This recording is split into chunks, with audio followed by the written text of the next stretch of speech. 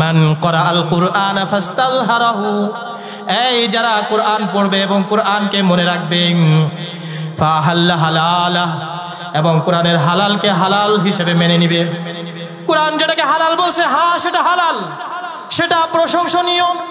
আর কোরআন যেটাকে হারাম ঘোষণা করছে সেটা হারাম, সেটা নিন্দনীয়, সেটা ঘৃণিত, সেটা অবাঞ্ছিত, সেটাকে গ্রহণ করার কোনো সুযোগ নাই। কথা বলেন ঠিক কিনা? আল্লাহ রাসূল সাল্লাল্লাহু আলাইহি ওয়াসাল্লাম বলেন, ওয়া হারামা হারামাহু আদখালাহুল্লাহুল জান্নাহ, আল্লাহ রাব্বুল আলামিন এমন বান্দাকে অবশ্যই জান্নাতে দিয়ে দিবেন, সাথে সাথে তাকে এমন পাওয়ার দিবেন, ওয়া শাফাআহু ফি আশরাতিন মিন আহলিহি, তার পরিবারের এমন 10 জনের সুপারিশ আল্লাহ তাআলা কবুল করবেন।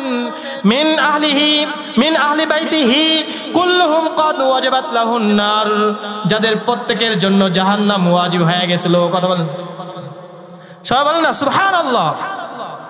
পরিবারের 10 জনের ব্যাপারে জাহান্নাম ওয়াজিব হয়ে গেছে।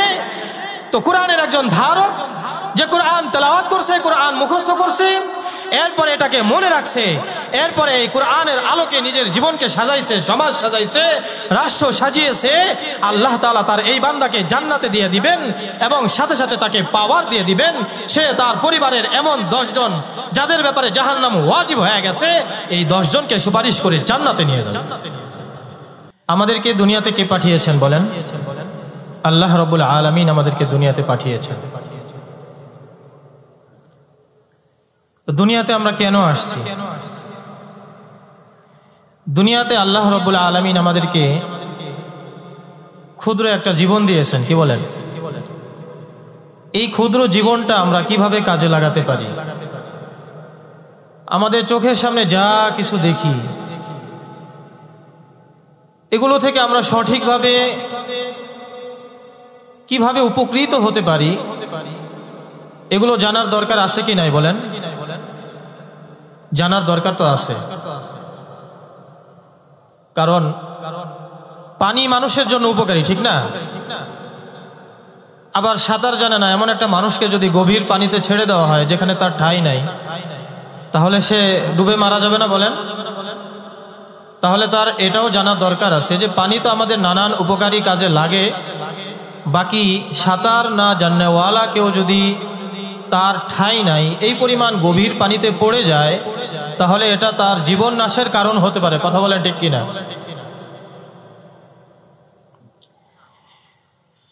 তো এইভাবে আল্লাহ রাব্বুল আলামিন দুনিয়াতে যা কিছু আমাদের জন্য তৈরি করেছেন, এগুলো তো আল্লাহ রাব্বুল আলামিন আমাদের উপকারার্থেই তৈরি করেছেন, বাকি এর মধ্যে ক্ষতির একটা দিকও তো আছে, ঠিক না? তো এগুলো আমাদেরকে জানতে হবে, এগুলো আমাদেরকে কি করতে হবে? জানতে হবে। কিভাবে জানবো? আল্লাহ রাব্বুল আলামিন এই জানার মাধ্যমও দান করেছেন। জানার মাধ্যমও কি করেছেন? দান করেছেন। আল্লাহ রাব্বুল আলামিন আমাদেরকে জানার জন্য প্রথম স্তরে জানার যে মাধ্যম দিয়েছেন সেটা হলো পঞ্চ ইন্দ্রিয়। সেটা হচ্ছে কি ভাই? পঞ্চ ইন্দ্রিয়। চক্ষু, কর্ণ, নাসিকা, ত্বক, জিহ্বা, এই 5টাকে বলা হয় পঞ্চ ইন্দ্রিয় শক্তি। এই 5 শক্তি দিয়ে আমরা প্রাথমিকভাবে বেশ কিছু জিনিস সম্পর্কে জ্ঞান লাভ করতে পারি। এই চোখ দিয়ে আমরা দেখতে পারি, ঠিক না? এরপরে আমরা নাক দিয়ে আমরা ঘ্রাণ নিতে পারি, কানের মাধ্যমে আমরা আওয়াজ শুনতে পাই, জিহ্বার মাধ্যমে আমরা স্বাদ উপভোগ করি,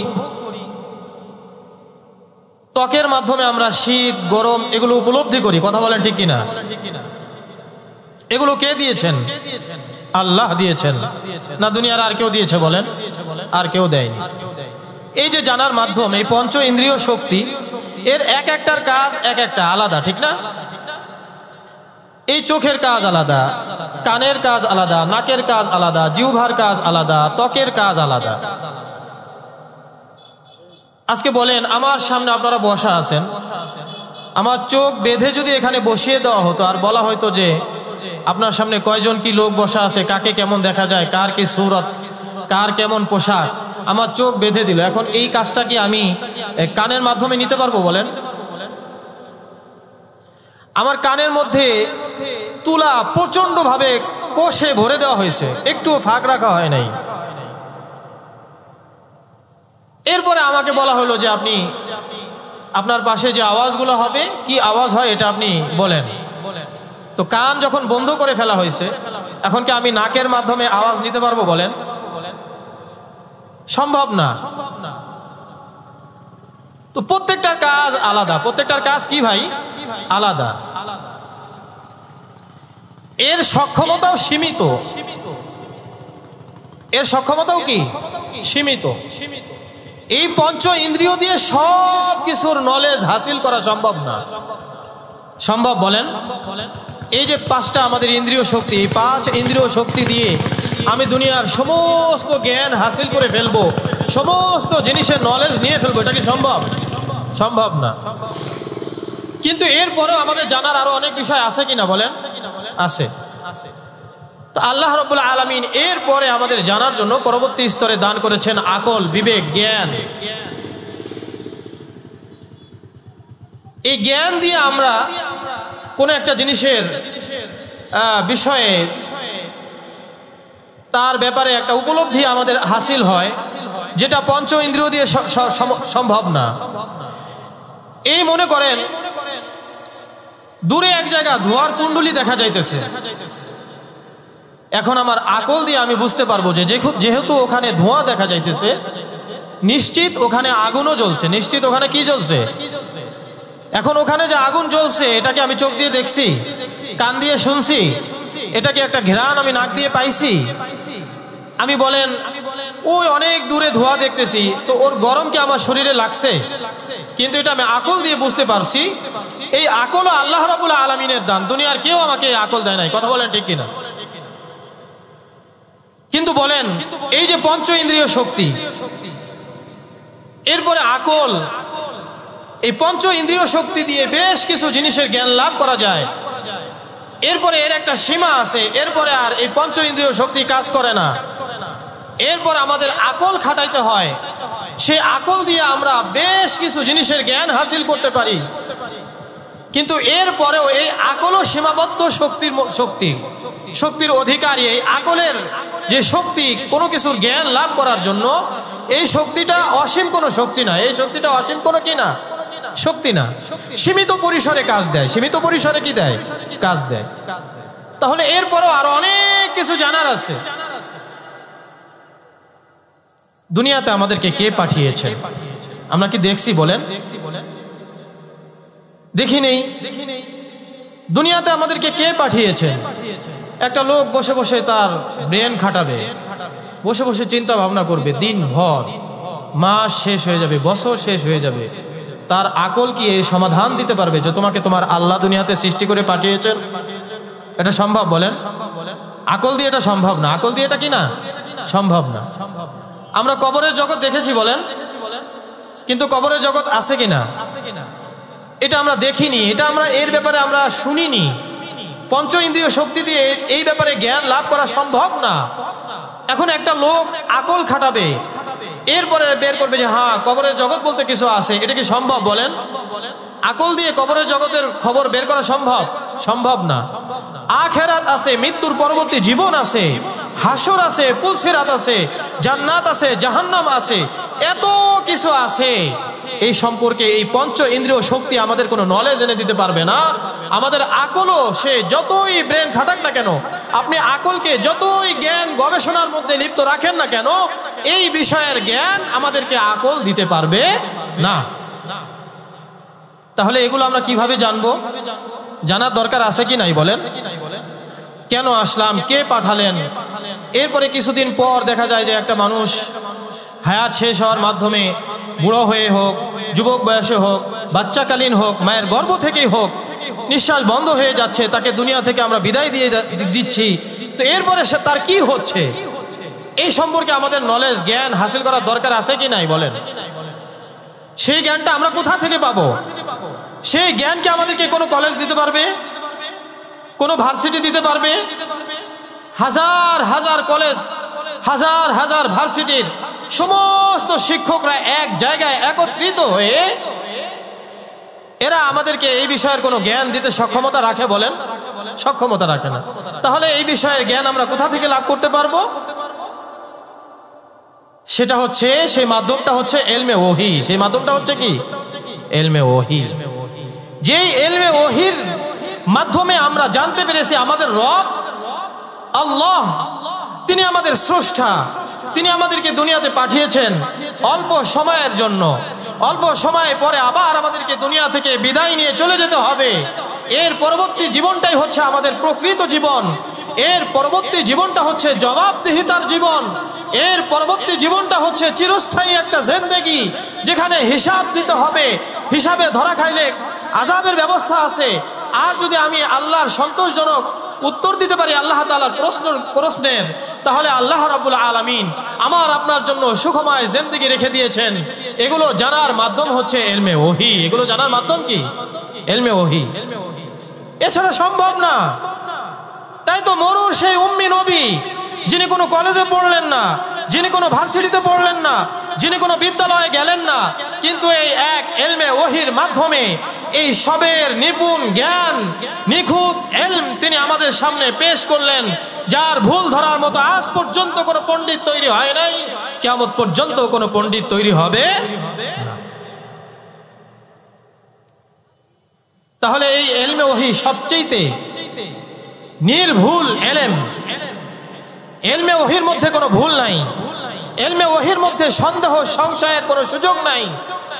ইলমে ওহী আমাদেরকে একমাত্র সর্বোচ্চ পর্যায়ের আমাদের যেই জ্ঞানগুলি হাসিল করা দরকার সেই জ্ঞান আমাদেরকে দিতে পারে। এবং এই ইলমে ওহী আমাদেরকে পারে একমাত্র আমাদের চিরস্থায়ী জিন্দেগির কামিয়াবি হাসিল করার নিখুঁত যে প্ল্যান, এই প্ল্যানটা আমাদেরকে দিতে পারে একমাত্র ইলমে ওহী তথা কালামুল্লাহ কুরআনুল কারীম। কথা বলেন ঠিক কিনা? এই ইলমে ওহীর মধ্যে সন্দেহের কিছু আছে, সংশয়ের কিছু আছে। আল্লাহ রাব্বুল আলামিন ইরশাদ করেন, আলিফ লাম মিম যালিকাল কিতাবু লা রাইবা ফীহি হুদাল লিল মুত্তাকিন। আল্লাহ রাব্বুল আলামিন ইরশাদ করেন, যালিকাল কিতাবু লা রাইবা ফীহি, এটা এমন এক কিতাব যার মধ্যে কোনো সন্দেহের সুযোগ নাই। এটা এমন এক কিতাব যার মধ্যে ভুলের কোনো সুযোগ নাই। পৃথিবীর বুকে কত বড় বড় বিদগ্ধ পণ্ডিত কত বই লিখছে, শুরুতেই সে লিখতে বাধ্য হয়েছে এই বইটা আমি লিখছি।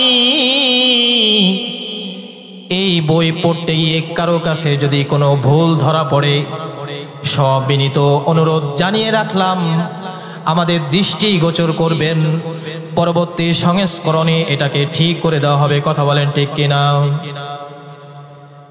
অথচ ১৫০০ বছর আগে আল্লাহ রাব্বুল আলামিন কুরআনুল কারীম নাজিল করে বলে দিলেন, লা রাইবা ফীহি, এই কোরআনের মধ্যে ভুল তো নাই, সন্দেহের কোনো সুযোগ নাই। আজ পর্যন্ত কিয়ামত অবধি সুযোগ রয়েছে, কেউ পারে নাই কিয়ামত পর্যন্ত আল্লাহর কালামের মধ্যে কোনো ভুল ধরতে পারবে না। কিয়ামত পর্যন্ত চ্যালেঞ্জ, কিয়ামত পর্যন্ত চ্যালেঞ্জ। তাহলে এমন এক দামি জিনিসের মালিকানা আল্লাহ রাব্বুল আলামিন আমাদেরকে দান করছেন, আমাদেরকে আল্লাহ রাব্বুল আলামিন মুসলমান বানাইছেন। এটা কি আমাদের জন্য গর্বের বিষয় না হীনমন্যতার কোনো কারণ? বলেন, হীনমন্যতার কোনো সুযোগ আছে? কোনো সুযোগ নেই। আল্লাহ রাব্বুল আলামিন সূরাতুল জিনের মধ্যে বলেন, আল্লাহর রাসূল সাল্লাল্লাহু আলাইহি ওয়াসাল্লাম বিখ্যাত ঐতিহাসিক ঘটনা তায়েফের ময়দানে অমুসলিমদেরকে, কাফের বেঈমানদেরকে দাওয়াত দিয়ে ফিরে আসলেন। ফিরতি পথে আল্লাহর রাসূল সাল্লাল্লাহু আলাইহি ওয়াসাল্লাম নাখলা নামক স্থানে ফজরের নামাজ পড়ছেন। ঘটনা এদিকে ঘটে গেছে। এই যে আমাদের যে আরেকটা জাতি আছে, আল্লাহর আরেকটা সৃষ্টি আছে, জিন জাতি। কি জাতি ভাই? জিন জাতি। এদের তো অনেক ক্ষমতা আমরা জানি, কি বলেন? জিনদেরকে আল্লাহ তাআলা অনেক ক্ষমতা দিয়েছেন। তো এই জিনরা প্রথম আসমান পর্যন্ত যাইতে পারতো। পরবর্তীতে হঠাৎ এমন হইল যে এরা এখন আর ওই প্রথম আসমান পর্যন্ত পৌঁছতে পারে না। কেউ যদি যাওয়ার চেষ্টা করে তো উল্কাপিণ্ড নিক্ষেপ করার মাধ্যমে তাদেরকে তাড়িয়ে দেওয়া হয়। তাদেরকে কি করা হয়? তাড়িয়ে দেওয়া হয়। এখন জিনরা চিন্তায় পড়ে গেল, কিরে আগে আমরা প্রথম আসমান পর্যন্ত পৌঁছে যেতাম, কি এমন কিছু হয়ে গেল যে এখন আর ওই জায়গায় আমরা পৌঁছতে পারি না, উল্কাপিণ্ড নিক্ষেপ করে আমাদেরকে তাড়িয়ে দেওয়া হয়। তো বাংলাদেশে দেখেন না যে 36 জুলাই ঘটে গেছে, আওয়ামী লীগ টেরি পায় নাই। আওয়ামী লীগ কি পায় নাই? টেরি পায় নাই। এই জালেম, খুনি, অত্যাচারী এরা এখনো টের পায় না যে 36 জুলাই বলতে কিছু আছে। এরা এখনো দেশের বৈধ ক্ষমতার অধিকারী। দেশের কি অধিকার? কিসের অধিকারী? বৈধ ক্ষমতার অধিকারী।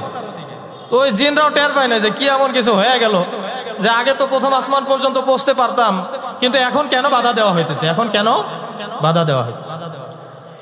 এই জিন্নাতরা নিজেদের মধ্যে আলোচনা শুরু করে দিল, দুনিয়াতে এমন কি হয়ে গেল?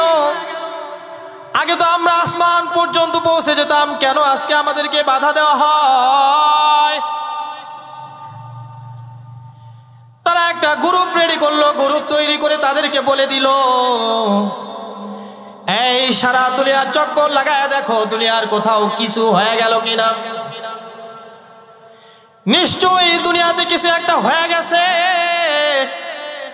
নাইলে আগের সেই সুযোগ সুবিধা কেন নাই? 36 জুলাই ঘটে গেছে, এই জন্যই তো আজকে সীমানা পাড়ি দিয়ে পালায় যাইতে হয়। কথা বলেন ঠিক কিনা? প্রবল ক্ষমতার অধিকারী নির্দোষ মানুষকে ফাঁসির রায় দিয়ে দিয়ে মৃত্যুর মুখে ঢেলে দিছে। সেই কালামানিক কলার পাতায় শুয়ে ধরা খাইছে। কলার পাতায় শুয়ে কি খাইছে? ধরা খাইছে। ওর নামটা সুন্দরভাবে যদি না বলা হয়তো তো রাগ হয়ে যাইতো। কি হয়ে যাইতো? আর ওকে ধরে বলা হইতেছে, এই তুই সেই কালামানিক না? তখন বলতেছে, জি আমি সেই কালামানিক। আমি সেই কি মানিক? কালামানিক। তো জিন্নাতরা এরকম একটা দল সারা দুনিয়াতে ভ্রমণ করার জন্য ছেড়ে দিল। সারা দুনিয়া চক্কর লাগায় দেখো দুনিয়াতে নিশ্চয়ই কি যেন হয়ে গেছে। কেন আজকে আমাদেরকে আর সেই প্রথম আসমান পর্যন্ত পৌঁছতে দেওয়া হয় না? কেন আজকে আমাদেরকে তাড়িয়ে দেওয়া হয়? এই জিন্নাতের প্রবল শক্তি, প্রবল ক্ষমতার অধিকারী, তারা মুহূর্তের মধ্যে সারা দুনিয়া চক্কর লাগায় ফেলতে পারে। কথা বলেন ঠিক কিনা? এখন এই জিন্নাতের যে দলটাকে নির্ধারিত করা হয়েছে, তারা সারা দুনিয়া চক্কর লাগানো শুরু করছে। চক্কর লাগানো শুরু করে দিয়েছে। চক্কর দিতে দিতে দিতে দিতে হঠাৎ তাদের কানে আওয়াজ চলে আসছে। আল্লাহ রাসূল সাল্লাল্লাহু আলাইহি ওয়াসাল্লাম তায়েফ থেকে ফিরতি পথে নাখলা নামক স্থানে ফজরের নামাজের জামাতে নামাজ পড়তেছেন আর কিরাত তেলাওয়াত করতেছেন। কতই না চমৎকার সেই তেলাওয়াত!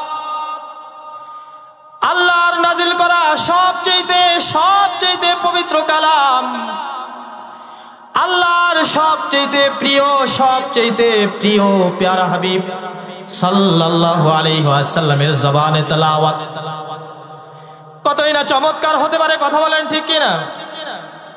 আল্লাহর রাসূলের তেলাওয়াত কতই না চমৎকার। ওই যে আবু জাহেল ঈমান আনে নাই, এরপরেও গোপনে গোপনে আল্লাহর রাসূলের তেলাওয়াত শুনতে গেছে। কথা বলেন ঠিক কিনা? জিন্নাতের কানে আওয়াজ পড়ছে, কিসের যেন তেলাওয়াত হইতেছে। শুনতেই শুধু মন চায়, পবিত্রতার একটা আভাস তারা পাচ্ছে। তেলাওয়াত তাদের দিল কেড়ে নিছে। এই জিন্নাতরা আগায় গেছে। আগায় যায় দেখে আল্লাহর রাসূল সাল্লাল্লাহু আলাইহি ওয়াসাল্লাম নামাজ পড়তেছেন আর নামাজের মধ্যে তেলাওয়াত করতেছেন। এই তেলাওয়াত শুনতে শুনতে শুনতে শুনতে জিন্নাতদের চোখ থেকে টপ টপ করে পানি ঝরা শুরু হয়ে গেছে। একে অপরের দিকে তাকায় আর বলতে থাকে, কি জিনিস, এমন পবিত্র জিনিস তো জিন্দেগিতে শুনি নাই, এমন সত্য খাঁটি বাণী তো জীবনে আমাদের কানে প্রবেশ করে নাই। এখন আমরা কি সিদ্ধান্ত নিতে পারি? একে অপরের দিকে তাকায় আর বলে, এই দামি জিনিস ছাড়া যাবে না, এই দামি জিনিস কি করা যাবে না, ছাড়া যাবে না। আল্লাহ রাসূল সাল্লাল্লাহু আলাইহি ওয়াসাল্লামের নামাজ শেষ হয়েছে। ওই গ্রুপটা জিনদের ওই গ্রুপ আল্লাহর রাসূলের কাছে হাজির হয়ে আল্লাহর রাসূলের থেকে তারা ইসলামের বায়াত নিছেন। সকলেই বলে উঠছে, আশহাদু আল্লা ইলাহা ইল্লাল্লাহ ওয়াহদাহু লা শারীকা লাহু ওয়া আশহাদু আন্না মুহাম্মাদান আবদুহু ওয়া রাসূলুহু। আল্লাহর রাসূল সাল্লাল্লাহু আলাইহি ওয়াসাল্লামের উপরে আল্লাহ তাআলা এই ঘটনাটা সূরা জিনের মধ্যে নাজিল করে বললেন, এই যে জিন্নাতরা ইসলাম গ্রহণ করলো, আল্লাহর রাসূলের কাছে বায়াত নিল, ইসলামের বায়াত,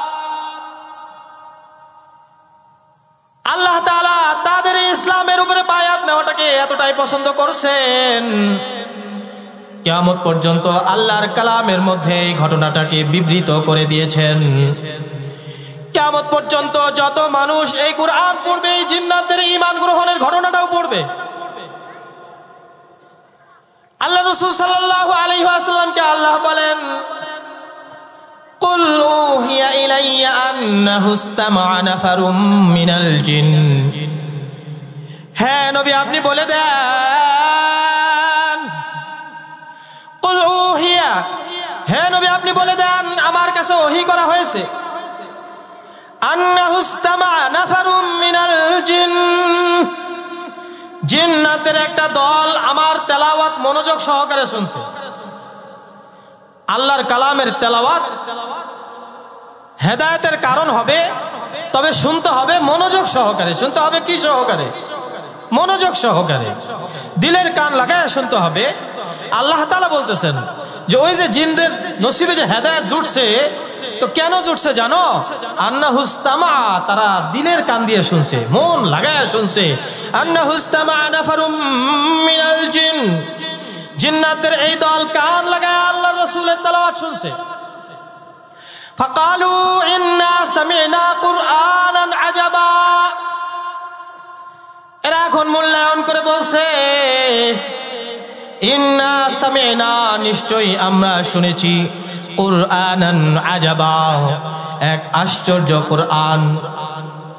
আল্লাহর কোরআনের সাথে কোনো বইয়ের তুলনা চলে বলেন? আল্লাহর কোরআন বিস্ময়কর কোরআন, আল্লাহর কোরআনের সাথে কোনো কিছুর তুলনা চলে না। আল্লাহর কোরআনের ছোট থেকে ছোট একটা আয়াতের সমতুল্য কেউ আজ পর্যন্ত বানাইতে পারে নাই, কিয়ামত পর্যন্ত কেউ বানাইতে পারবে না। কথা বলেন ঠিক কিনা? তো জিন্নাতরা কি করছে? ইন্না সামি'না কুরআনান আজাবা, নিশ্চয় আমরা শুনেছি বিস্ময়কর এক কুরআন। এই কুরআনের কাজ কি? এই জিন্নাতের ওই ঈমানদার দল এরা কি বুঝতে পারছে? ইয়াহদি ইলার রুশদ, এই কুরআন এমন এক জিনিস, ইয়াহদি ইলার রুশদি, হেদায়েতের দিকে, সঠিক রাস্তার দিকে পথ দেখায়। কোন দিকে পথ দেখায় ভাই? কুরআন কোন দিকে পথ দেখায়? হেদায়েতের দিকে, সঠিক রাস্তার দিকে। ইয়াহদি ইলার রুশদ, যার কারণে কুরআন থেকে যারা বঞ্চিত, কুরআন থেকে বঞ্চিত তথাকথিত স্বঘোষিত কিছু দেখবেন বুদ্ধিজীবী, এরপরে সুশীল, এরপরে অনেক বড় পণ্ডিত, কিন্তু কোরআনের জ্ঞান নাই। কিসের জ্ঞান নাই? কোরআনের জ্ঞান নাই। এরা যখন কথা বলে, এমন অযৌক্তিক কথা বলে, এমন থার্ড ক্লাস কথা বলে যে বাচ্চারা পর্যন্ত হাসে। বাচ্চারা পর্যন্ত কি করে? হাসে। এক বলদে বলতেছে 4 বিবাহের অধিকার কে দিছে এই সমাজের পুরুষদেরকে? এমন সমাজ আমরা চাই না, এমন সমাজ আমরা চাই না। তো 4 বিবাহের অধিকার কে দিয়েছে পুরুষদেরকে? কে দিয়েছে বলেন? আল্লাহ দিয়েছে। আল্লাহ রাব্বুল আলামিন অধিকার দিয়েছে, এই নলেজটা তার নাই। এখন বলতেছে কে দিয়েছে, এখন বলতেছে কি কে দিয়েছে? তো 4 বিবাহের অনুমতি যে আল্লাহ তাআলা দিয়েছেন, এ কি মানে যে কাউকে দিয়েছেন নাকি সামর্থ্যবান কাউকে দিয়েছেন বলেন? একটা ঘটনা শোনাই। আশরাফ আলী থানভী রহমাতুল্লাহি আলাইহি, উপমহাদেশের বিখ্যাত আলেম, কি বলেন? সবাই আমরা চিনি। এই আশরাফ আলী থানভী রহমাতুল্লাহি আলাইহি এর 2 স্ত্রী ছিলেন। আশরাফ আলী থানভী রহমাতুল্লাহি আলাইহি এই 2 স্ত্রীর জন্য একদিন বাজার থেকে 2টা তরমুজ আনাইছেন। খাদেমকে বলছেন, এই যাও বাজারে গিয়ে এই যে 10 টাকা 10 টাকা 20 টাকা দিলাম, একই মূল্যের, একই মূল্যের, একই সাইজের, একই ওজনের 2টা তরমুজ নিয়ে আসো। 2টা কি নিয়ে আসো? তরমুজ নিয়ে আসো। 2টা তরমুজ খাদেম নিয়ে আসছে। নিয়ে আসার পর আশরাফ আলী থানভী রহমতুল্লাহ আলাইহি বলছেন যে একটা কাঁচি নিয়ে আসো। কাঁচি নিয়ে আসছে খাদেম। কাঁচি আনার পরে বলতেছে, এই কাঁচি দিয়ে তুমি এই তরমুজটাকে 2 ভাগ করো। কয় ভাগ করো? 2টা তরমুজকে 2 ভাগ 2 ভাগ 4 ভাগ করো। এরপরে এই তরমুজের অর্ধেক এই তরমুজের অর্ধেকের সাথে মিলাও, এই তরমুজের অর্ধেক এই তরমুজের অর্ধেকের সাথে মিলায়া আমার 2 বিবির বাসায় দিয়ে আসো। বলেন না সুবহানাল্লাহ। এখন খাদেম তো আশ্চর্য হয়ে গেছে। খাদেম জিজ্ঞেস করতেছে, জনাব একই মূল্যের, একই সাইজের, একই ওজনের 2টা তরমুজ আনার পরে 2 স্ত্রীর বাসায় দিয়ে দিলেই তো হয়ে যায়, এটাকে আবার এভাবে কেন ফাটতে হবে? এরপরে এইটার অর্ধেক এইটার অর্ধেক মিলায়া কেন দিতে হবে? কথা বুঝে আসছে? আশরাফ আলী থানভী রহমাতুল্লাহি আলাইহি বলেন, এই খাদেম, তোমাকে একই মূল্য দিয়েছিলাম, কথা তো ঠিক, একই সাইজের তরমুজ তুমি আনছো, এটাও ঠিক, কিন্তু হতে পারে এই 2 তরমুজের স্বাদে কম বেশ আছে। কথা বলেন ঠিক কিনা? এই 2 তরমুজের স্বাদে কম বেশ থাকার কারণে এমনও হইতে পারে এক স্ত্রীর ঘরের তরমুজের স্বাদ একটু কম হয়ে গেছে, আর এক স্ত্রীর তরমুজের স্বাদ একটু বেশি হয়ে গেছে। এখানে ইনসাফ হয় নাই। এই জন্য আমি 2 তরমুজকে ভাজায় দিলাম, মিলাইয়া দিলাম, যাতে করে স্বাদ কম বেশি সমান হয়ে 2 স্ত্রীর মধ্যে ইনসাফ কায়েম হয়ে যায়। বলেন না সুবহানাল্লাহ। এই ধরনের লোকদেরকে আল্লাহ রাব্বুল আলামিন একাধিক বিবাহের অনুমতি দিয়েছেন। কথা বলেন ঠিক কিনা? নাকি একজনকে শহরে, একজনকে গ্রামে, একজনকে পাঠাই দিয়েছে বিদেশে, একজনকে পাঠাই দিয়েছে জুট মেলে, একজনকে পাঠাই দিয়েছে গার্মেন্টসে। এই ধরনের লোক যারা, এদের তো একটা বিবাহ করাও নিষেধ। কি বলেন? যে তার স্ত্রীর খোরপোশ দিতে পারবে না, তাকে তো আল্লাহর রাসূল বলেন রোজা রাখো। কি রাখো? রোজা রাখো। তাহলে এ তো জানে না, নলেজ নাই, এজন্য এমন কথা বলে, অথচ সে অনেক বড় হামতাম। তো আল্লাহ তাআলা তো 4 বিয়ের অধিকার দিয়েছে, কিন্তু আবার তাকেই দেখা যাইতেছে বহু পুরুষের চিপায় বসে রয়েছে। একজন মহিলা, একজন কি মহিলা, সে এক পুরুষ 4টা বিবাহ করবে, এই অধিকার তাকে কে দিল? এটা তার প্রশ্ন। ওদিকে সে আবার যায় দেখতেছি 3-4 জন পুরুষের চিপায় বসে রয়েছে। এই হলো বিষয়। এই জন্য ওই জিন্নাতের দল বলতেছে, ইয়াহদি ইলা রুশদি, এই কোরআন হচ্ছে সঠিকতার দিকে রাস্তা দেখায়, নির্ভুল দুনিয়া এবং আখিরাতের চির কামিয়াবির নির্ভুল পথ, সঠিক পথের দিকে এই কোরআন পথ দেখায়। ইয়াহদি ইলা রুশদি ফাআমান্না বিহি, আমরা এই জন্য এই কোরআনের উপরে ঈমান আনছি। ওয়ালান নুশরিকা বিরাব্বিনা আহাদা, ঈমানের দাবি হলো আল্লাহকে যখন এক উপাস্য হিসেবে স্বীকার করছি, এরপরে আল্লাহ ছাড়া আর কাউকে আল্লাহর ইবাদতের মধ্যে শরীক করা যাবে না। কথা বলেন ঠিক কিনা? কেউ যদি আল্লাহর ইবাদত করে এরপরে অন্য উপাস্যের উপাসনাও করে, তাহলে সে আর ঈমানদার থাকবে না, সে বেঈমান হয়ে যাবে। কথা বলেন ঠিক কিনা? এই জন্য ওই জিন্নাতরা বলতেছে, ইয়াহদি ইলা রুশদি ফাআমান্না বিহি ওয়ালান নুশরিকা বিরাব্বিনা আহাদা, এই কোরআন সঠিক পথের দিশা দেয়। এই জন্য আমরা এই কোরআনকে বিশ্বাস করেছি, আল্লাহর কালাম হিসাবে মেনে নিয়েছি।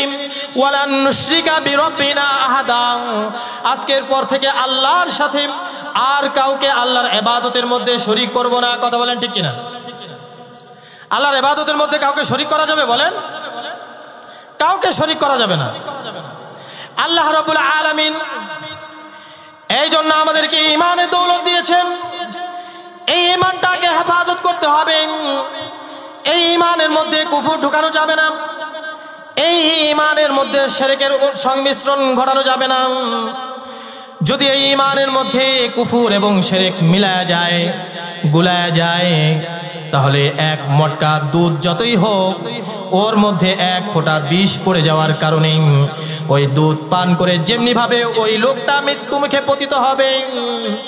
ঈমানের দাবি করার পরে, আল্লাহকে আল্লাহ হিসেবে, রব হিসেবে স্বীকার করার পরেও যদি কেউ কোনো আপদ বিপদে আল্লাহকে বাদ দিয়ে ওই যে নুরাল পাগলার কাছে চলে যায়, কিংবা ওই যে কুষ্টিয়ার লালনের মাজারে যাইয়া লালনের কবরের কাছে দাঁড়ায় দাঁড়ায় এমনি বলে, বাবা,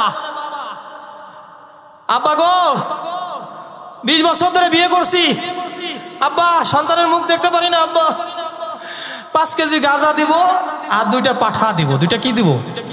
পাঠা দিব। এগুলো ওরা চায়, এগুলো ওরা কি করে? চায়। এটা কি মানে আন্দাজি বলতেছি? কিছুদিন আগে ডিসির সাথে ওদের আলোচনা হয়েছে, এই লালনের মাজারের যারা দায়িত্বশীল, তো এদের মুখপাত্র বলতেছে যে এখানে যদি গাঁজা খাওয়ার অনুমতি না থাকে 30 জন মানুষও আসবে না। তার মানে যারাই যায়, মূল কথা ওখানে গাঁজা খাওয়ার জন্যই যায়। কি খাওয়ার জন্য যায়? গাঁজা খাওয়ার অনুমতি না থাকলে ওখানে কয়জন মানুষও যাবে না? 30 জন মানুষও যাবে না।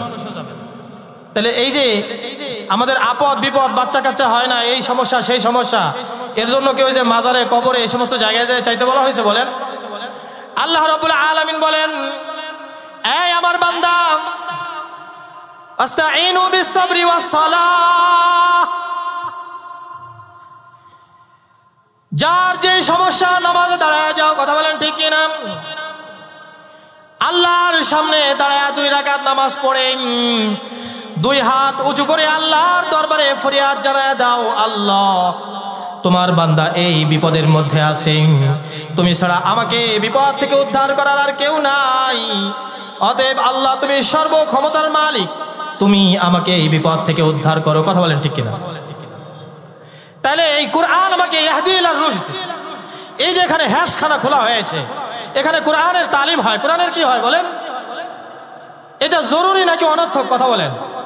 জরুরি। এই কোরআনের তালিম যদি আজকে নির্দিষ্ট একটা গোষ্ঠীর জন্য না রেখে আমরা সবাই নিয়ে নিতাম এই তালিমটা, তাহলে আজকে এই নুরাল পাগলা বলেন, লালন বলেন, ফালন বলেন, এদের কোনো জায়গা আমাদের সমাজে হইতো? বলেন। এরা আমাদেরকে ধোঁকা দিতে পারতো? এরা আমাদেরকে ধোঁকা দিতে পারতো না। ধোঁকা দেয় কেন? কাদেরকে ধোঁকা দেয়? কোরআনের ইলম যাদের কাছে নাই তারা ধোঁকায় পড়ে যায়। তারা কি পড়ে যায়? ধোঁকায় পড়ে যায়। ইয়াহদি ইলা রুশদ, সঠিক পথের দিশা দেয় আমাদেরকে কোরআন। সঠিক পথের দিশা দেয় কে? কোরআন। তো দেখেন, এই কোরআনে পর্দার বিধান আছে না নাই? বলেন। এই কোরআনে পর্দার বিধান আছে, অথচ কোরআনের ইলম না থাকার কারণে এক বিশ্ববিদ্যালয়ের শিক্ষিকা, এই মহিলা বলতেছে, আমাদেরকে মেনশন করে, আমাদেরকে উদ্দেশ্য করে, যে হুজুররা নারীদেরকে জোর করে ঘরে ঢুকিয়ে ফেলতে চায়। হুজুররা নারীদেরকে জোর করে কোথায় ঢুকাইতে চায়? ঘরের ভিতর ঢুকায় ফেলতে চায়। তো ফেসবুকে সার্চে তো আমি লিখছি যে এই মহিলাকে উদাম কইরা খোলা মাঠে রোদের প্রখর তাপের মধ্যে শোয়ায় রাখবা, ওরে ঘরে ঢুকতে দিবা না, ও যেন ঘরে না ঢুকে। কথাটা কি বলছে জানেন? যে হুজুররা মহিলাদেরকে জোর করে ঘরে ঢুকায় ফেলতে চায়। ঘর কি অনিরাপদ কিছু? ঘর কি জেলের মতো কিছু? ঘরের মধ্যে কি আগুন জ্বলে? ঘরের মধ্যে কি গ্যাস বাষ্প করা হয়েছে? বলেন। তো চিন্তা করেন, এ ধরনের কথা কেন বলে ওরা? কোরআনের ইলম না থাকার কারণে বিশ্ববিদ্যালয়ের শিক্ষিকা হয়ে গেছে ঠিক, কিন্তু সঠিক নলেজ ওর কাছে নাই। সঠিক নলেজ কি ওর কাছে নেই। এজন্য জিন্নাতরা বলতেছে ইয়াহদি ইলা রুশদ। আমরা এমন কোরআনের তেলাওয়াত শুনছি যে কোরআন ইয়াহদি ইলা রুশদি, সঠিকতার দিকে পথ দেখায়। কোরআনওয়ালাদের চাইতে বুদ্ধিমান আর কেউ হইতে পারে না, কথা বলেন ঠিক কিনা? কারণ কোরআনের চাইতে জ্ঞানের সমাহার আর কিসের মধ্যে আছে বলেন? কোরআন যাদের কাছে আছে তাদের চাইতে জ্ঞানী আর কেউ আছে? এটা কি আমরা স্বীকার করি? এটা কি আমরা মানি? এইভাবে কি তাদেরকে মূল্যায়ন করব বলেন? কোরআনের দৌলত যাদের কাছে আছে তাদেরকে মূল্যায়ন করব, কথা বলেন ঠিক কিনা? কিন্তু পৃথিবীতে এই কোরআন ওয়ালারা এমন নির্যাতিত, বিশেষ করে মসজিদ এমন একটা ফাংশন যে মসজিদের সবচেয়ে প্রধান যে ব্যক্তিত্ব সে হচ্ছে কে? ইমাম। কিন্তু উনি হয়ে থাকেন সবার গোলাম। উনি হয়ে থাকেন কি? সবার গোলাম। এই রাত্রে একটু বাসায় যাবে, এর কাছে যাও, ওর কাছে যাও, এরপরে সভাপতি ধমক দিতেছে, হ্যাঁ আপনি কালকে রাত্রে বাসায় গেলেন, আবার আজকে কি হয়ে গেল? হ্যাঁ আপনি কালকে জোহরে ছিলেন না, আজকে আবার আসরে ছুটি চান। কোনোদিন শুনছেন চেয়ারম্যানকে মেম্বার ঝাড়ি দিয়ে কথা বলছে? চেয়ারম্যান যত অপকর্মই করুক। এমপিকে কোনোদিন চেয়ারম্যান ঝাড়ি দিয়ে কথা বলছে? এমপি যতই অপকর্ম করুক। কিন্তু মসজিদ এমন এক ফাংশন, এই কোরআনের ধারক বাহক ইমাম সাহেব, উনাকে যে কেউ ঝাড়ি দেয়, উনাকে যে কেউ কি দেয়? ঝাড়ি দেয়। যে কেউ ধমক দেয়, মূল্যায়ন নাই, কি নাই? তো কোরআনকে যদি মূল্যায়ন করি, কোরআন ওয়ালাদেরকে মূল্যায়ন করে এর প্রমাণ দিতে হবে, কথা বলেন ঠিক কিনা? এই জন্য আল্লাহ রাব্বুল আলামিন বলেন, এই কোরআনের মধ্যে আল্লাহ রাব্বুল আলামিন সব কিছুর ইলম রাখছেন, কথা বলেন ঠিক কিনা? কোরআনের ইলম যার হাসিল হয়ে গেছে, তার সাথে কোনো পণ্ডিত, কোরআন থেকে বঞ্চিত কোনো পণ্ডিত কোনোভাবেই কুলাইতে পারবে না, কথা বলেন ঠিক কিনা? ঘটনা বলতেছি বোঝানোর জন্য।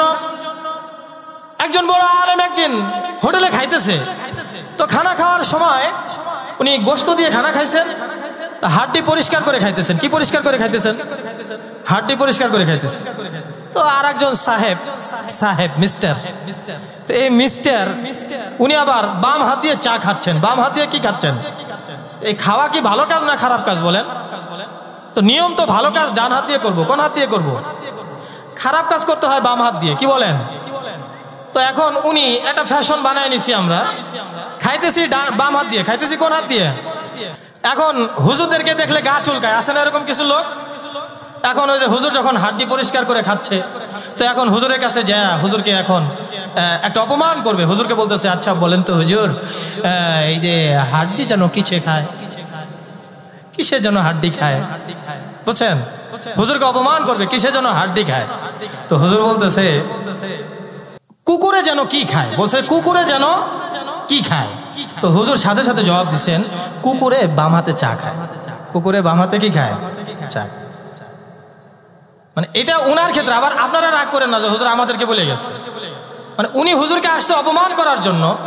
তো হুজুরকে অপমান করার জন্য আসছে, এই বেয়াদবকে শায়েস্তা করা দরকার আছে কিনা বলেন? দরকার আছে তো বলেন? অনেক বড় আলেম, জাহাজে সফর চলতেছে, আগে তো বাস গাড়ি ছিল না। তো ওই সফরে অধিকাংশ সহযাত্রীরাই হচ্ছে বিধর্মী। কি বিধর্মী? অন্য ধর্মের অনুসারী, আমি নাম বলতেছি না। তো হুজুরকে এসে বলতেছে, হুজুর আপনাদের নবী শুনছি সব কাজের শুরুতে দোয়া শিখাইছে, পাতের দোয়াটা একটু বলেন তো। পাদের দোয়াটা একটু কি, এটা একটু বলেন। আপনাদের নবী পাদের দোয়াটা কি শিখাইছে? বুঝে আসছে না? এখন হুজুর জবাব দিতেছেন, হরে রাম হরে কৃষ্ণ রাধে। তো ওই যে ধর্মের লোক জিজ্ঞেস করছে, ওই ধর্মের নাম নিয়ে বলতেছে যে এরা সকল জন্ম নিছে মুসলমানের পাদে। এলো পাদের দোয়া, এলো কিসের দোয়া? আবার আর একজন বলতেছে, কিয়ামতের দিন নাকি হাফেজ আলেমরা সুপারিশ করে জাহান্নামীদেরকে জান্নাতে নিবে। এটা কিভাবে সম্ভব? এদেরকে তো আমরা গুয়ার মনে করি। কি মনে করি? কারণ উকালতি করা তো অনেক মেধাবী বিচক্ষণতার দরকার, ঠিক না? উকালতি করবে কিয়ামতের দিন, এরা এমন কি হয়ে গেল? এরা যদি একটা প্রশ্ন দিয়ে আমাকে আটকাইতে পারে, বুঝবো যে হ্যাঁ ঠিক আছে, বাস্তবতা আছে। কি আছে? বাস্তবতা আছে। তো হুজুর জিজ্ঞেস করে বসছে, হ্যাঁ ঠিক আছে, আপনাকে প্রশ্ন একটা করি, আপনি জবাব দেন যে আপনি কি এখনো বউ মারেন? আপনি কি এখনো বউ মারেন? এখন কি বলবে? যদি বলে না, তার মানে আগে মারতো এখন বাদ দিছে মারা, এখন কি দিছে মারা? যদি বলে না, তাহলে আগে মারতো হয় এখন বাদ দিছি। আর যদি হ্যাঁ, তার মানে তো এখন মারবার তালেই আছে, ঠিক না? তো এই যে এক কথায় উত্তর দিলে ধরা খেয়ে যাইতেছে না?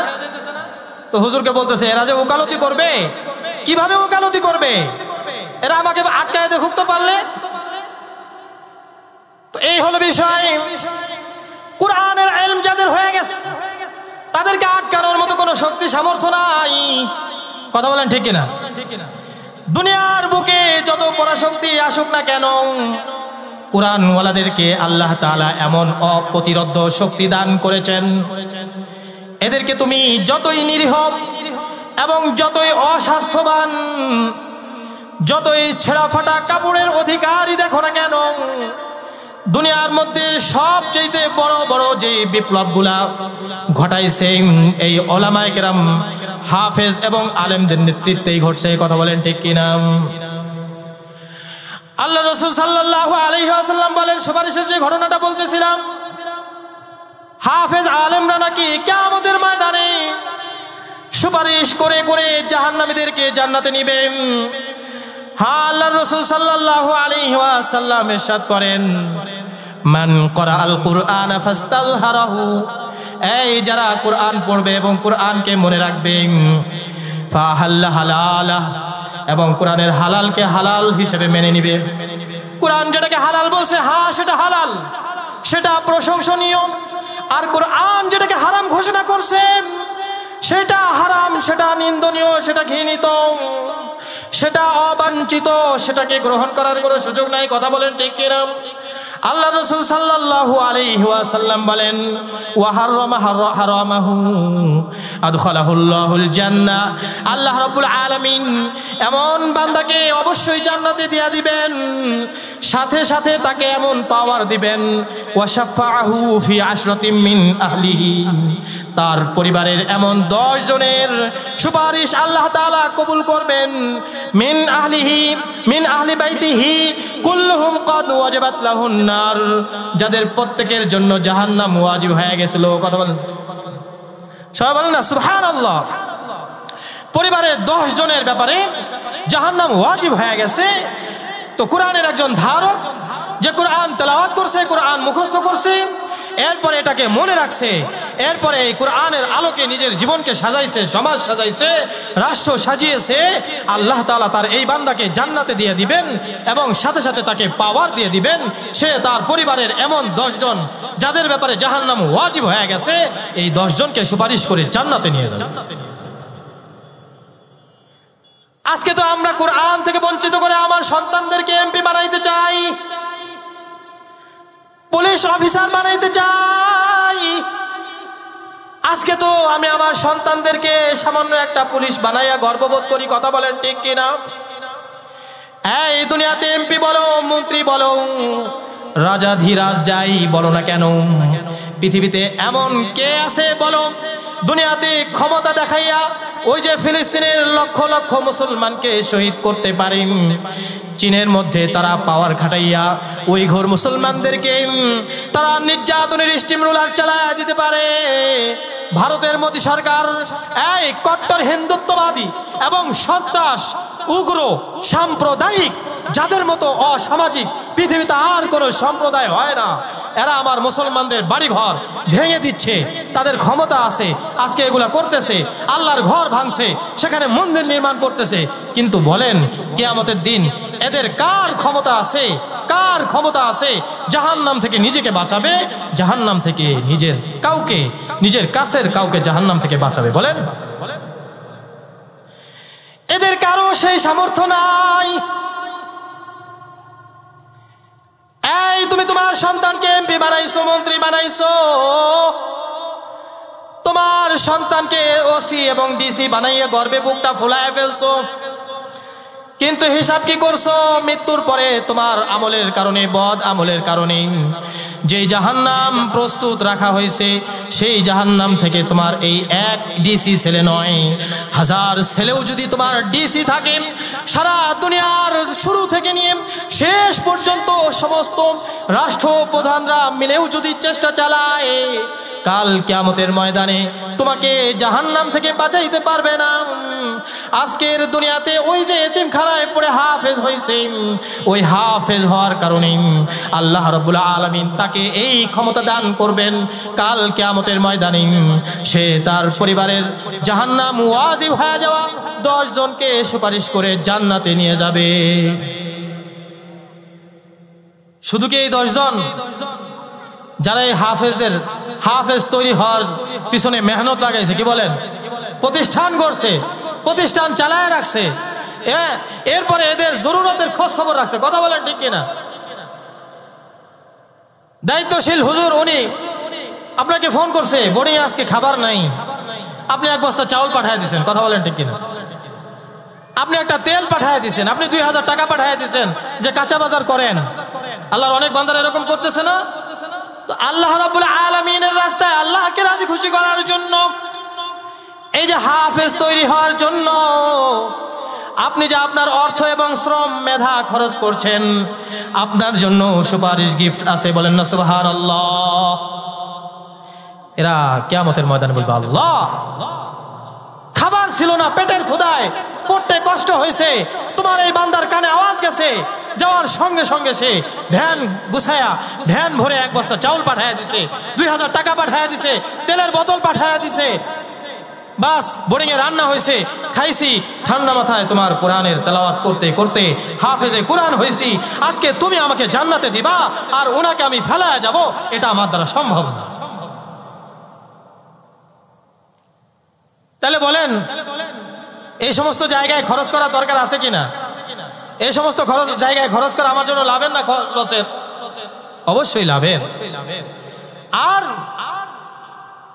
আল্লাহর খাঁটি বান্দা যদি হতে হয়, আজকে চিন্তা করেন, আমি আমার সন্তানদেরকে বিদ্যালয়ে নিয়ে যাই, নিয়ে গিয়ে মাস্টারদেরকে বলি আমার সন্তানকে মানুষ করার জন্য আনলাম, আপনার কাছে দিয়ে গেলাম, তা প্রত্যেকটা অভিভাবক চায় তার সন্তানকে মানুষ বানাইতে, কি বলেন?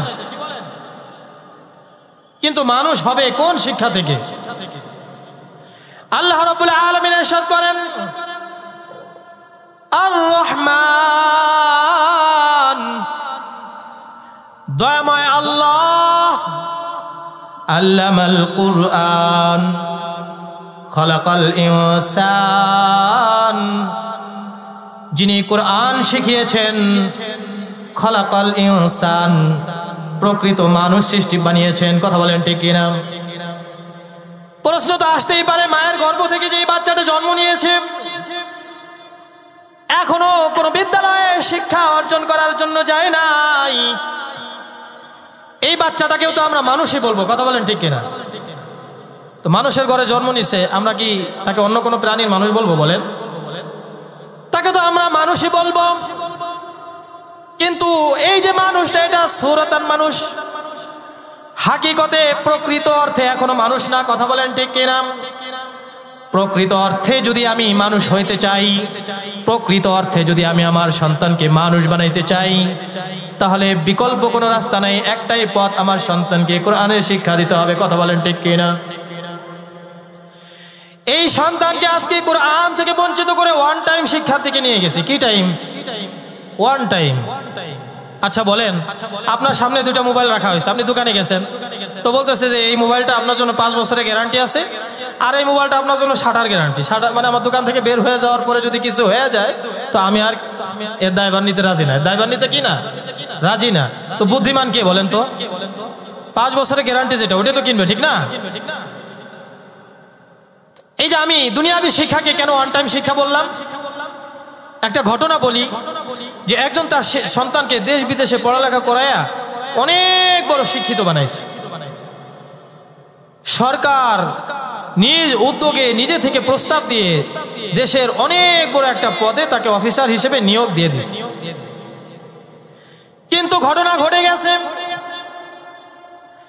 ওই যে আল্লাহ রাব্বুল আলামিনের বাণী, কুল্লু নাফসিন যায়িকাতুল মাউত, প্রাণী বলতে মৃত্যু আছে, কথা বলেন ঠিক কিনা?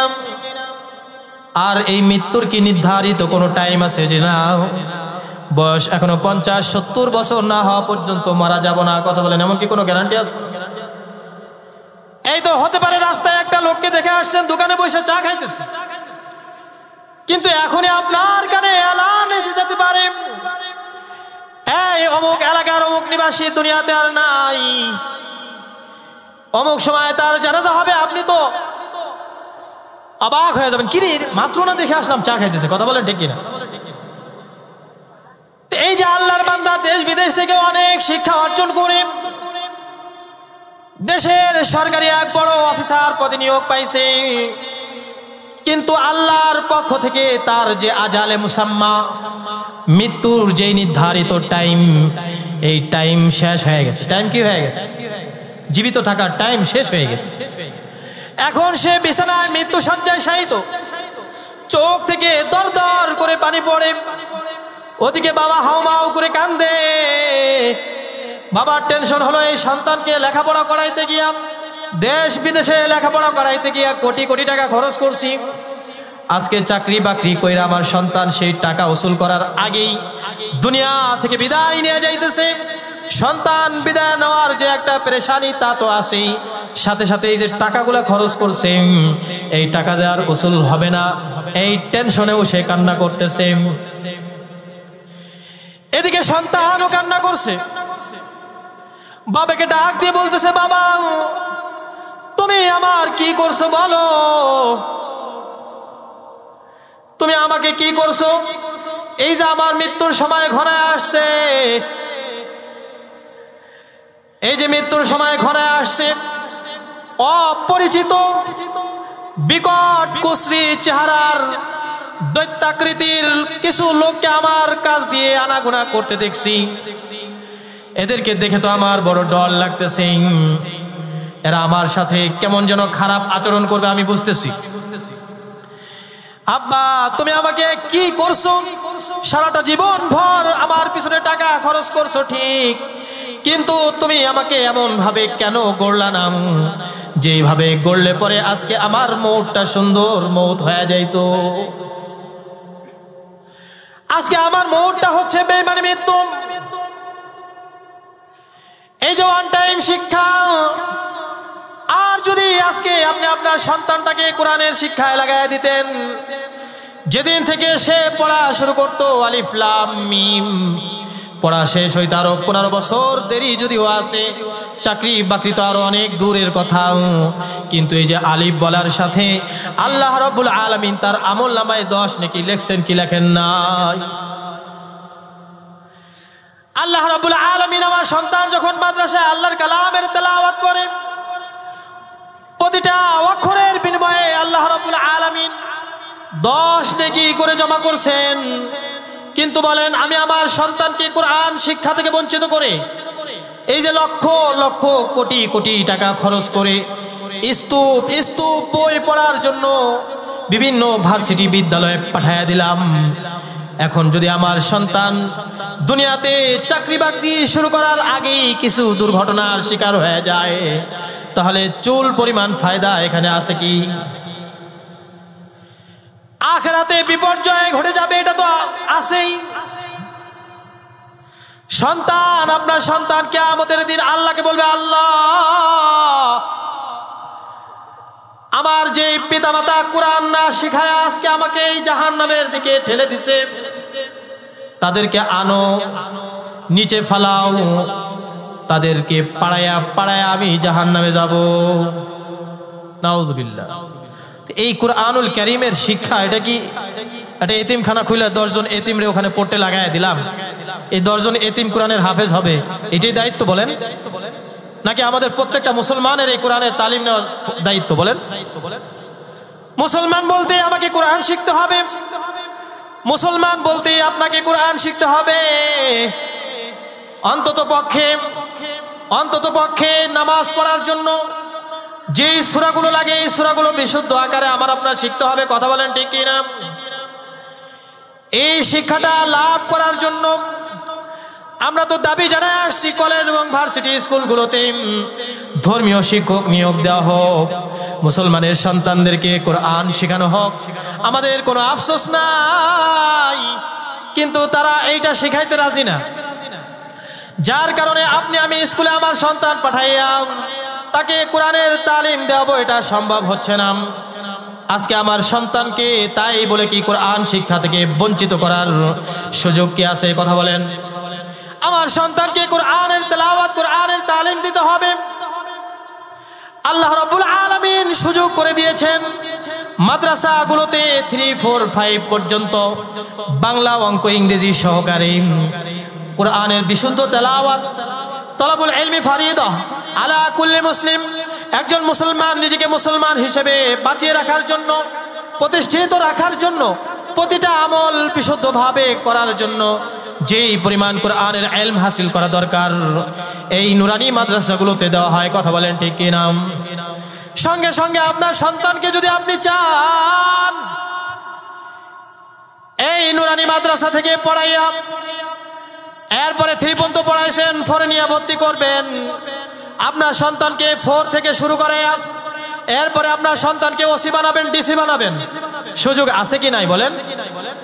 কিন্তু এরপরেও যদি আমি আমার সন্তানকে কোরআনের তালিম থেকে বঞ্চিত করি, তাহলে আমার চাইতে নির্দয় বাবা, আমার চাইতে নির্দয় মা, আমার চাইতে এই সন্তানের নির্দয় অভিভাবক পৃথিবীতে আর কেউ হতে পারে না। একটা লোক ছোট্ট একটা বাচ্চাকে ধরে আগুনের মধ্যে ফেলায় দিল, আপনি কি তাকে দয়ালু বলবেন? তো দুনিয়ার আগুন তো সাময়িক। আমি আমার সন্তানকে কোরআনের তালিম না দেওয়াইয়া আখিরাতের চিরস্থায়ী আগুনের মধ্যে ফেলে দিচ্ছি। আমি কি আমার সন্তানের দরদি বাবা? আমি আমার সন্তানের দরদি মা? আমি আমার সন্তানের দরদি অভিভাবক বলেন? কোশ্চিন কালেও নয়। এই সন্তানই বলবে কাল কিয়ামতের ময়দানে, যতই ওদের ফ্ল্যাটের মালিক করে দিয়ে যান না কেন, বড় বড় প্রতিষ্ঠানের মালিক বানায় দিয়ে যান না কেন, কোনো শুকরিয়া ওই দিন আদায় হবে না। বলবে আমাকে কেন দিন বিমুখ করছে, কেন আমাকে মুসলমান হিসাবে প্রতিষ্ঠিত থাকার জন্য ন্যূনতম কোরআনের যে তালিমের দরকার ছিল এই তালিমটা দেওয়ার ব্যবস্থা করে নাই। আনো আমার ওই বাবা মাকে চোখের সামনে আমার নিচে ফালাও, এদের বুকের উপরে পাড়া দিয়ে আমি জাহান্নামে যাব। এজন্য আমরা কি চাই জাহান্নামে হইতে, সন্তানদেরকে জাহান্নামী বানাইতে? আমরা আমাদের সন্তানদেরকে কোরআনের তালিম দিব ইনশাআল্লাহ। কোথায় দিব? মক্তবে, মসজিদের মক্তবে। আমরা মনে করি মক্তবে পাঠাইলেই যথেষ্ট, ঠিক না? 50 জন ছাত্র মক্তবে পড়ে, মাত্র 1 ঘন্টা টাইম। কয় ঘন্টা টাইম? ভাগে পড়ছে কত মিনিট? 1 মিনিটও পড়ে নাই। এই দৈনিক 1 মিনিট পড়া আপনার সন্তান কোরআন শিখে ফেলবে। এই জন্য দেখেন মাদ্রাসায় 6 মাস পরে একটা ছেলে কোরআনের বিশুদ্ধ তেলাওয়াত করে, ঠিক না, ওয়াজ মাহফিলে। আর আপনারাই তো মক্তবে পড়ছেন, বলেন কোরআন একটা সূরা কি সহিভাবে শিখছেন? মক্তবে একটা সূরা সহি করে শিখতে পারছেন? পারেন। তো মক্তব যথেষ্ট না, মক্তব যথেষ্ট না।